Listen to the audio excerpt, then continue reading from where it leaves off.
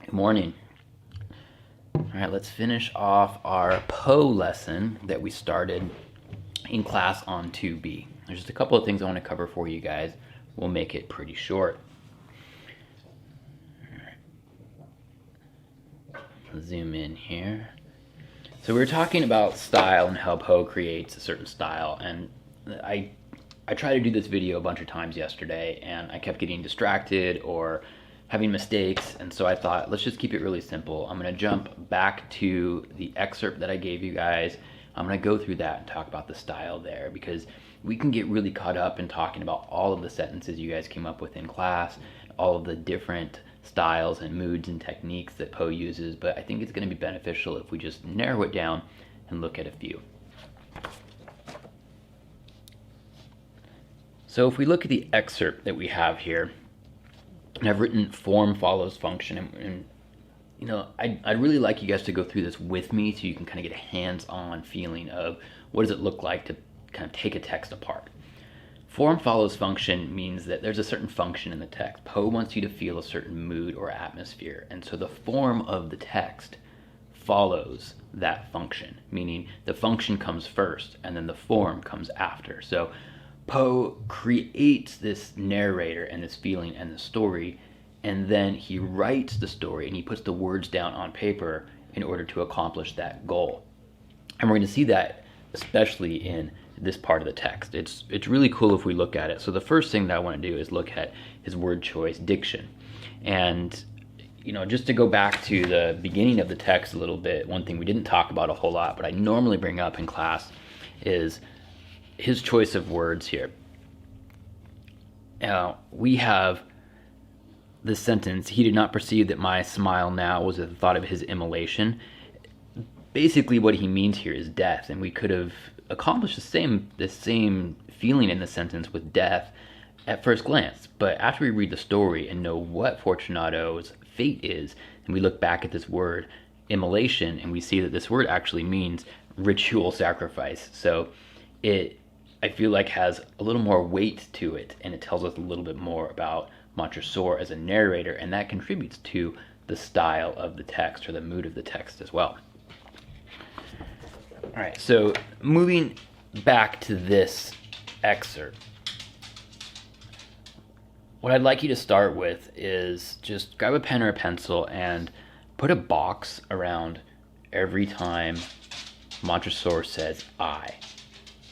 All right, pretty simple.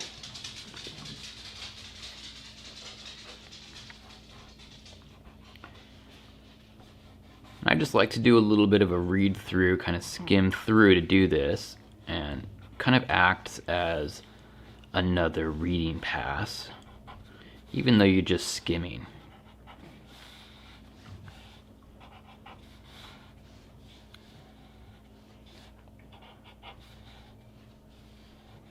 All right, I'm just going to move on to the second paragraph too, even though we'll probably focus mostly on the first. There's a few things we might talk about in the second. Oh, I missed one. It just kind of depends on how much I feel like talking about this morning.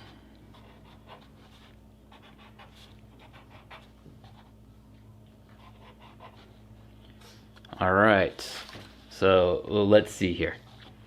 1, 2, 3, 4, 5, 6, 7, 8, 9, 10, 11, 12, 13, 14, 15, 16, 17, 18, 19. 19 times in these two paragraphs he says I. And so remember, this is Montresor, not Poe. This is Montresor showing his vanity. And we know that this is somewhat of a confession, because at the beginning of the text he mentions you as if he is talking to the reader or talking to someone, maybe even confessing.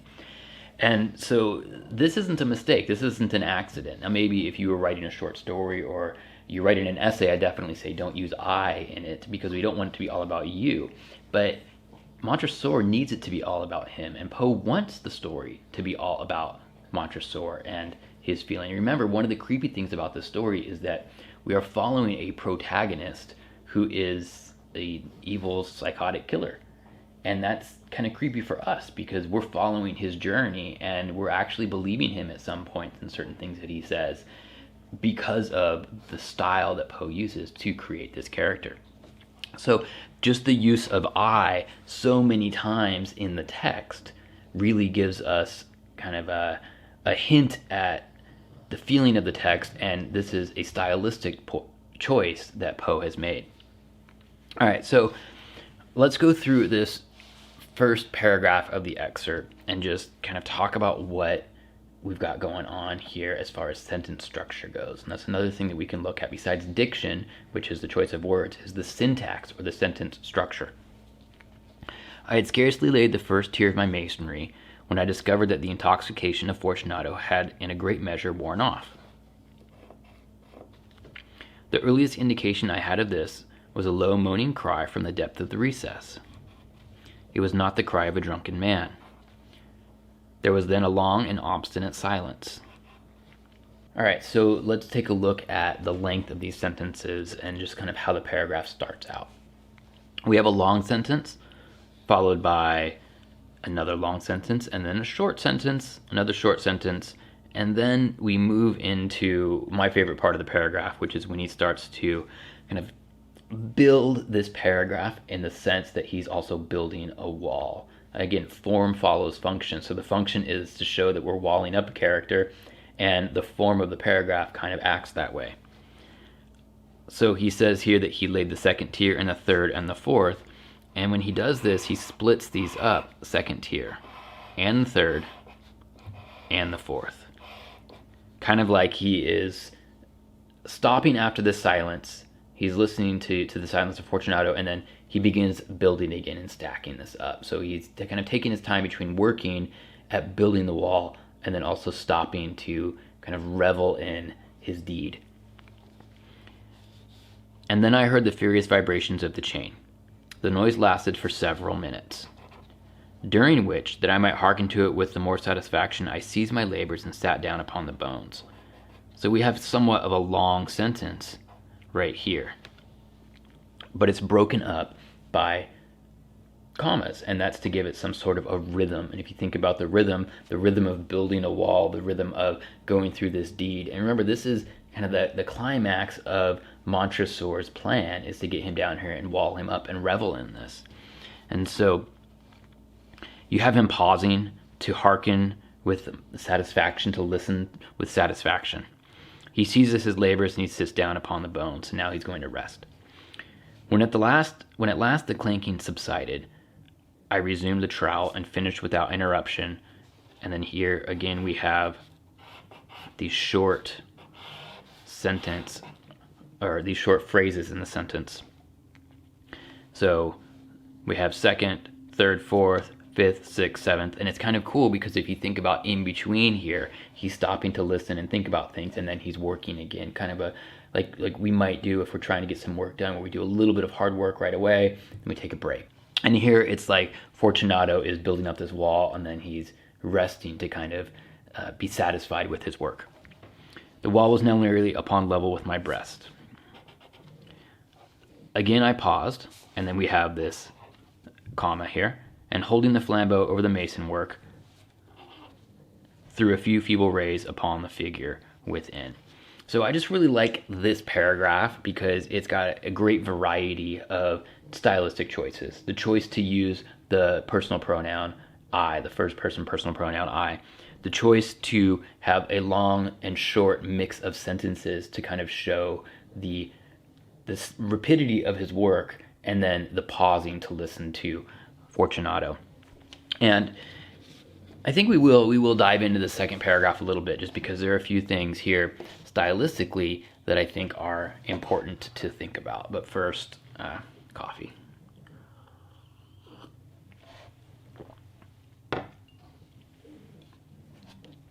All right. A succession of loud and shrill screams, bursting suddenly from the throat of the chained form, seemed to thrust me violently back. For a brief moment, I hesitated. I trembled. And this is what I want to talk about here, is the use of these dashes instead of commas. We could have easily, or Poe could have easily put a comma here. And that would have made it seem like he hesitated and he trembled. And in fact, we could have also said that. We could have also said, I hesitated and I trembled. But I don't feel like that's the same stylistic feeling. And Poe, as an author, would have had these choices to make. He would have thought about, how do I want to break this up? So it could be I hesitated, comma, I trembled. Could say I hesitated, comma, trembled. I hesitated and I trembled. And all of these things are all these little choices are gonna make a difference in the way that we read this. The use of the dash here kind of separates it. It's kind of like a side note. Not as strong as putting it in parentheses, because that's like a parenthetical side note. But by using the dash here instead of a comma or a conjunction, you really get a sense of this hesitation, right? The form follows the function.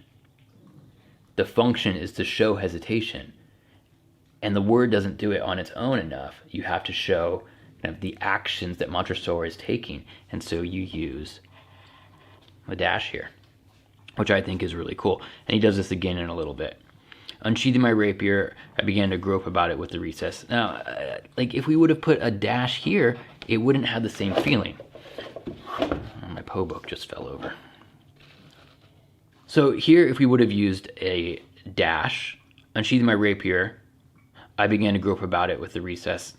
It doesn't work the same way because we don't need that hesitation. Stylistically, we need him to be unsheathing his rapier and then beginning to grope about it with the recess, because unsheathing is going to be followed instantly by groping about with it. It's kind of like an action that goes together, two actions that go together. And then here we have a semicolon. And again, we could have done a comma, we could have done a dash. You could have done so many different things here, but use a semicolon because it gives us a little more of a pause. Less pause than the dash, more pause than the comma, and definitely pauses us that we wouldn't get a pause if we didn't use punctuation, if we just use a conjunction straight through. Which you can do. You can just use a conjunction. You can just use and without a comma, and you kind of make it like a run-on sentence, but it has a certain stylistic feeling to it. But the thought of an instant reassured me. I placed my hand upon the solid fabric of the catacombs, comma, and felt satisfied. And again, the comma here works rather than the dash, and this is a choice that Poe needs to make because he wants us to pause longer at certain points and feel more, I think, feel more of a crescendo building up at certain points, or have more of a dramatic pause at certain points. And he felt satisfied. I reapproached the wall, period. And this, again, talking about sentence length, we have a very short sentence here because it's just one little action, like I reapproached. And he's trying to show, he's trying to put emphasis on this sentence here by having it alone and not adding it on to the end of the last sentence, because we want it to be an action that he takes singularly. He's reapproaching the wall cautiously, maybe. I replied to the yells of him who clamored. I re-echoed, and then we have here these dashes again. I aided. I surpassed. Now, if we use commas here, it would just sound like a series of things, right? I re-echoed, I aided, I surpassed, and they wouldn't really have emphasis on any one of them. It would just be three things that kind of go together.